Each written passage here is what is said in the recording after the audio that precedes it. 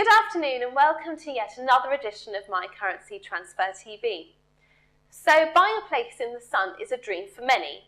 Recent reports suggest that Brits are buying again, with renewed confidence in the market and inquiry levels shooting up from 2012 levels. In today's video, we're going to discuss 5 key factors to consider when buying property abroad. These include currency, legal, rental income, tax, and what we like to call extras. So let's start with currency. Knowing how to pay for your overseas property can be just as important as choosing which property to buy. Consider the most cost-effective way of making an international money transfer. It won't be the banks who apply hefty currency conversion markups of up to 5% away from the real exchange rate. Instead, compare non-bank foreign exchange brokers who can maximise on both the exchange rate and timing of your payment. Consider use of a forward contract that lets you lock in the exchange rate for payments in advance. Next, we like to consider legal aspects. The golden rule is to never, ever sign a contract in a foreign language without having checked it over. It pays to hire a local lawyer who understands the local law. There are many examples of horror stories of Brits buying property abroad that they are not actually legally entitled to.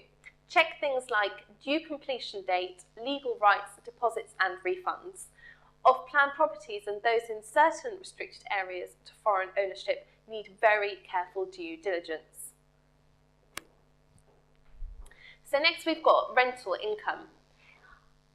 Are you planning to rent out your overseas property? If so, check what comparable properties are rented out for in the local area. Again, do your research in order to manage expectation.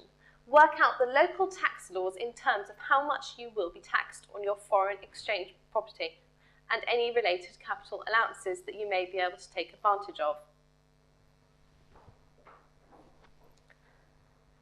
Tax.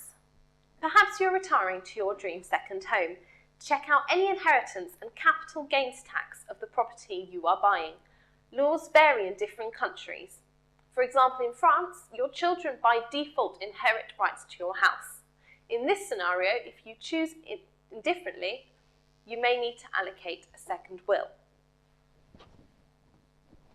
So lastly, we've got our extras.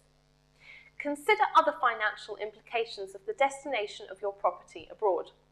Namely, how far is it from the UK and associated flight prices? How expensive is the local area and its proximity to local amenities? What are the travel money rates and how strong or weak is the currency? So, to conclude, buying an overseas property can be rewarding, but at the same time an overwhelming experience. With some careful planning and the right advice, you will be absolutely fine and celebrating one of the most fulfilling life experiences of all time. We hope you've enjoyed this episode of My Currency Transfer TV. If you have any questions, feel free to tweet us on @CurrencyTransfer, or you can always email me directly at sophia@MyCurrencyTransfer.com. Have a great day and thank you for watching.